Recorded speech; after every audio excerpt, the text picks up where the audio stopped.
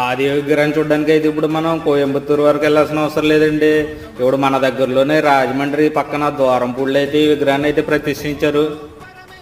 ద్వారపూడి అయ్యప్ప స్వామి temple ఉంది కదండి, ఆ టెంపుల్లో అయితే ఈ విగ్రహాన్ని ప్రతిష్ఠించారు ఈ శివరాత్రి రోజున అయితేని. 2 స్టేర్ల బిల్డింగ్ పైన ఆది విగ్రహాన్ని అయితే 60 అడుగులు ఎత్తు 100 అడుగులు వెడల్పు అయితే విగ్రహాన్ని నిర్మించారండి. ఈ విగ్రహానికి శంకుస్థాపన మరియు ఓపెనింగ్ చేసింది అయితే కనకరాజు గురుస్వామి గారు అంటండి. దీన్ని అయితే 1 సంవత్సర కాలంలోనే నిర్మించేశారండి. అవి